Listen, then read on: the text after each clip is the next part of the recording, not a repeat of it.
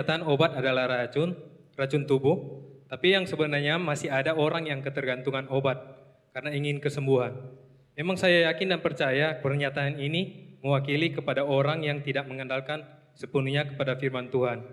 Karena firman Tuhan berkata hati yang gembira adalah obat. Sedangkan kita selalu ditipu dengan obat yang ada. Tapi sebaliknya umumnya orang Kristen tidak sepenuhnya berpegang teguh kepada firman Tuhan. Namun di sisi lain kita sangat mencintai orang tersebut. Respon kita bagaimana menghadapi orang seperti ini? Terima kasih. Perkenalkan, nama saya Manuel Singke. Jadi responnya menghadapi orang itu atau pertanyaannya mau tahu apakah kita perlu obat atau tidak? Yang mana nih? Baik, saya gabungkan saja. Saya udah tahu. Jadi begini. Respon gini. Iya, tahu, saya udah tahu. Respon kita bagaimana? Respon kita ya sadarkan dia. Tetapi apakah obat itu racun? Saya katakan iya. Karena apa? Itu logika yang dibangun, kita percaya bahwa obat ini mau menyembuhkan kita. Tetapi kita tidak sadar bahwa kita kena tipu. Bahwa obat ini justru melemahkan kita sehingga kita nggak bisa panjang umur. Imanmu lah yang menyelamatkanmu. Jangan dibolak-balik dengan logika dunia. Ini semua larinya apa? Supaya jadi duit. Untuk jadi duit kita kerja. Untuk kerja kita kepancing cinta akan uang. Kita keluarkan lagi uang kita ketika kita sakit. Padahal obat yang di Alkitab cuma satu. Hati yang gembira adalah obat yang manjur. Amin. Karena ketika hati gembira, ini yang tidak pernah disampaikan. Obat yang manjur apa? Terjadi reaksi supranatural di dalam sel tubuh manusia. Apa yang terjadi? Tubuh kita memproduksi hormon-hormon yang melenyapkan semua penyakit. Hormon endorfin, hormon dopamin, hormon oksitosin, hormon serotonin, dan hormon interferon. Semua penyakit hilang. Karena apa? Ketika kita tahu cara penyembuhannya, kanker itu akan kempes dengan sendirinya. Ini vibrasi, ini frekuensi, inilah roh. Dia akan itu caranya. Makanya banyak, kenapa ada orang yang bisa sembuh dengan kanker? Ketika kita beriman teguh, maka tubuh kita ajaib dan mulia. Tuhan sudah perlengkapi dengan kelengkapan yang sempurna untuk membuat kita bisa hidup saleh. Tapi kita tidak percaya. Kita percaya kepada logika yang dibangun. Berobat, berdoa, berobat dulu baru berdoa. Nah, padahal apa? Kita anggap berobat sampai di tempat obat kita dikasih racun. Cuman kan persepsi doang yang kita beli. Saya mau tanya, ketika kita beli obat di situ ada tulisannya apa? Yang kita beli obatnya atau kotaknya? Yang kita beli obatnya atau kotaknya? Emang Bapak Ibu tahu isinya apa?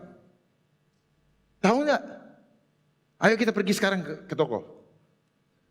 Kita uji apa isinya. Butuh waktu yang cukup lama.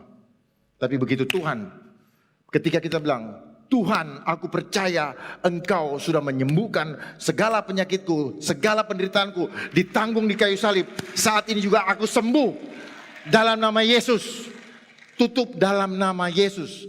Saat itu juga kekuatan supranatural surga bekerja dan sesaat lagi Anda akan melihat kesembuhan itu. Inilah iman. Lah bagaimana bilang beriman tapi mengandalkan yang lain? Katanya iman timbul karena pendengaran. Pendengaran yang mana? Pendengaran dokter atau pendengaran firman Tuhan? Pendengaran yang nakut-nakutin atau firman Tuhan? Itu yang penting. Itu yang penting dalam hidup kita. Pendengaran ini penting. Dia kita dengerin sama orang yang tidak kenal Tuhan.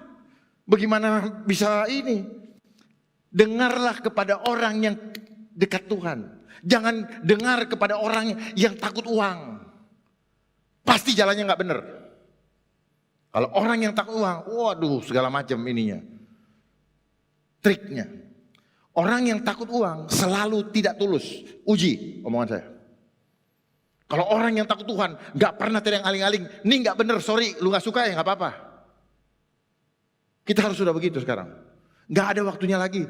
Banyak jiwa-jiwa yang sudah meninggalkan kita, pergi, kita nggak tahu kemana, bagaimana sebelumnya. Apakah pergi dengan iman yang teguh, ataukah pergi karena ketakutan? Kebanyakan karena ketakutan. Pergi dengan sia-sia. Jangan sia-siakan keselamatan yang Tuhan sudah berikan kepada kita. Dia sudah menyelamatkan kita satu kali untuk selama-lamanya. Dan sesudah itu dia akan datang kembali untuk menganugerahkan anugerah keselamatan. Apa itu? Tubuh kemuliaan kepada kita. Dengan catatan kita harus setia menantikan dia. Pertanyaannya, bagaimana untuk setia? Tidak gentar terhadap goncangan yang ada. Tidak takut dengan gertakan yang ada. Kalau kita takut, kita gagal seperti Petrus. Apalagi jangan sampai kita seperti Yudas.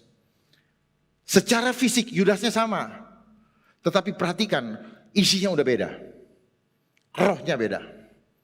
Banyak sekarang kita lihat, fisik orang itu masih sama orang itu. Tetapi apakah dia sama dengan 2 tahun yang lalu? Dia sudah berubah. Saya bisa buktikan itu. Tapi tidak di sini. Nanti kalau kita ketemu di tempat yang lain, saya akan buktikan bahwa orang sudah berubah. Apanya yang berubah? Rohnya berubah. Ketika selnya rusak, rohnya berubah. Roh ini yang menguasai kehidupan kita. Sel itu organ yang dihidupkan oleh roh. Sehingga kita sekarang bisa begini, bisa begini, bisa begini. Coba orang kalau selnya udah rusak, dia udah begini. Itu menunjukkan bahwa roh yang menghidupkan kita. Setiap saya ngomong ini, roh. Nah, setiap saya ngomong gini, saya punya sel dibersihkan.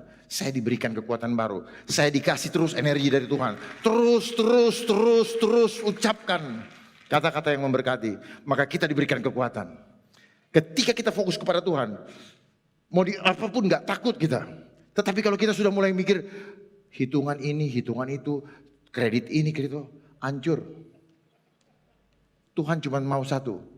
Tuhan berikan semuanya. Carilah dahulu kerajaan Allah dan kebenarannya. Tapi bagaimana mencarinya?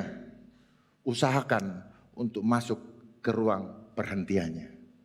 Dia yang akan sediakan tambahannya. Kita cuma cukup memuji dan menyembah dia firm sampai garis akhir. Jangan kita gugur sebelum Tuhan Yesus datang kembali.